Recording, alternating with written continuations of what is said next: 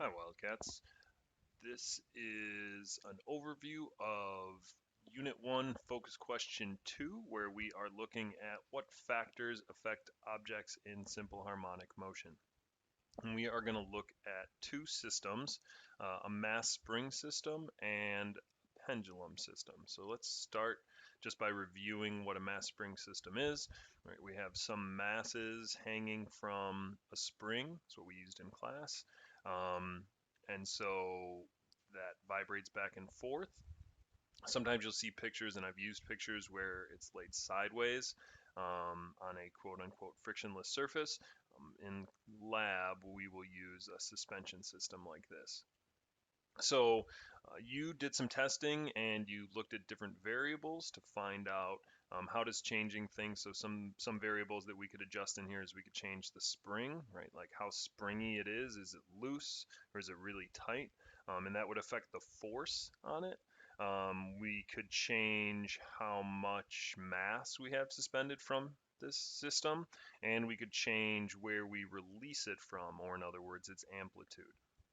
And so in class, we did this where you change those variables, and these are the graphs that we students typically come up with.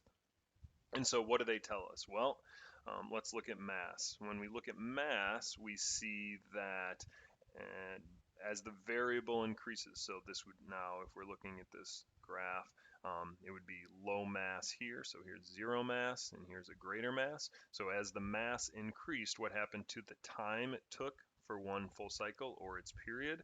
And we saw that that increased. So we would say that we have a relationship that is a direct relationship, so or proportional. So as mass, or in other words, mass and period are proportional. So as mass goes up, so does the period. So it takes longer for one period to occur when mass is greater. Spring, when we changed the spring type, we saw a different relationship. We saw that, so I guess let's look at this for a second.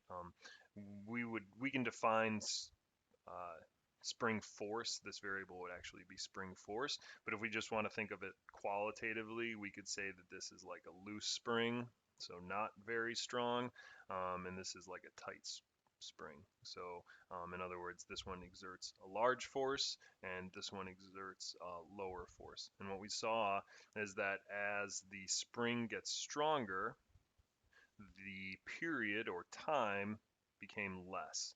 So we would say that spring type, we'll say spring force. As that goes up, the time gets less. So we would say that these are inversely proportional. And then when we saw amplitude and we graphed amplitude, we saw that no matter where we released it from, the period was always about the same. And so we ended up with this straight line. And that tells us that amplitude is not proportional to period at all. So there is no relationship between these. And so what does that tell us? Well, when we think about this, this means that if we want to determine a relationship or an equation to describe the period of a mass spring system, mass will be in there because it's directly proportional. It is proportional. Spring force will be inversely proportional, and amplitude won't be in our equation at all. And when we see the equation that the text gives us, we end up with this. So the period in seconds of a mass spring system is equal to 2 pi times the square root of the mass divided by the spring constant. So let's look at this for a second. First off, we did some manipulating our graphs in class to get different relationships, and so this isn't exactly true. Where we say mass is proportional to t, it's actually proportional to the square root of m. And same thing, spring force isn't just simply inverse, it's inverse of the square root. All that being said, this is ultimately the equation that we see. One thing that we'll notice right off the bat is amplitude isn't included in our equation at all. And that makes sense based on what this graph, what we developed from our graphical model, because amplitude doesn't affect period or time. And so since it doesn't affect it, it doesn't go in our equation. There's no spot for it in our equation. Mass does. Changing the mass did affect the period, and changing the spring type or the spring constant also affected it. So that gives us this. We can just kind of analyze this to make sure that we're right. We know period is going to be seconds, right? So 2 has no unit, so we can ignore that. Pi has no unit, so we can ignore that. Mass is kilograms, so we would end up with the square root of kilograms over in newtons. Okay, so in the last focus question, we saw the newtons is equal to a kilogram times a meter per second squared. And then spring constant is measured in newtons per meters. So if we put this over meters, so newtons per meter. So kilograms times meters per second squared over meters. And if we just play cancel the unit, kilograms cancels, meters cancel, and we're left with seconds squared. So we would be taking the square root of seconds squared. Well, the square root of seconds squared is just going to be equal to seconds. And so sure enough, period is measured in seconds. So one way for us to check our equation is, that we have the right equation, is do the units on each side equal each other. And sure enough, when we play cancel the unit here, they do. So this is how we know that this must be the equation for it. The equation is going to be the period of a mass spring system is equal to 2 pi times the square root of the mass in the system divided by the spring constant of the spring used in the system. Okay, so let's look at a pendulum system now. So here's our basic system. We have some, it says massless rod, but we used a string in class and always will. And then there's some mass, it's called a bob, but a mass here. And here's its equilibrium position. It just goes back and forth due to the force of gravity. The force of gravity here is, right, it's pulling it down. So in this direction, kind of, sort of. It's a little more math to it than that, but it's pulling it that way here, and when the bob is over here, it pulls it back this way. So the force of gravity is what's pulling this back and forth between past and around its equilibrium point. So in class, we again investigated this, and we came up with graphs that look kind of sort of like this. So when we look at mass, yet again, we see mass, or not yet again, in this case, mass gave us a straight line. So as we increased the mass in the pendulum, we didn't actually see any change in the time, or the time it took to go back and forth, or the period. So we can say that mass is not proportional. There is no relationship between period and mass in a pendulum. That seems so weird to me the first time I learned it, because you'd think that like having a heavier mass would make it go faster, but it actually doesn't, for a variety of reasons, but we won't go into here. But experimentally, we verified this in class, that we got a straight line, so therefore mass and period are not related. String length, on the other hand, was different. As we increased the length of the string, we saw that the period, or the time that it took to go through one full cycle, also increased. So we could say that length is proportional to the period.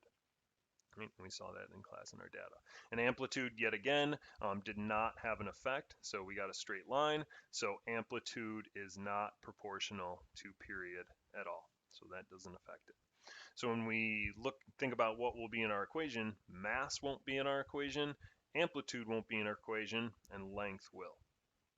Okay, so when we look at this equation, it looks strikingly similar to the one that we saw for the mass spring system. The period is equal to 2 pi times the square root of length divided by acceleration due to gravity. Now, there was no way for us to experimentally change the acceleration due to gravity. I just can't get approval for our field trip to another planet. So there's no way for us to change gravity. We're just stuck with what we're working with here on Earth. And so on Earth, it's always about 9.81 meters per second squared.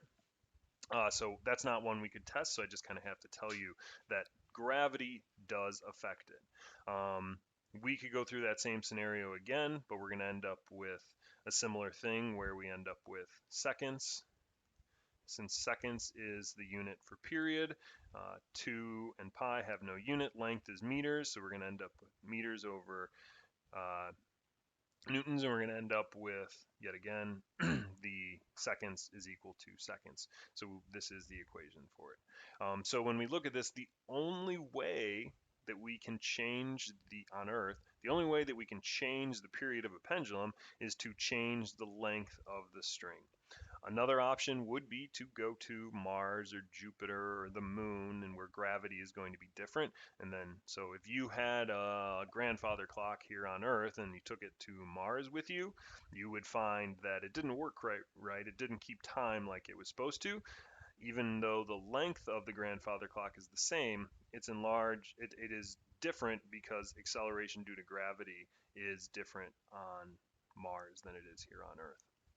So we can calculate the period of a pendulum by taking 2 times pi times the square root of the length of the pendulum divided by the gravity where the pendulum is. And unless told otherwise, we can always assume that we're on Earth in class.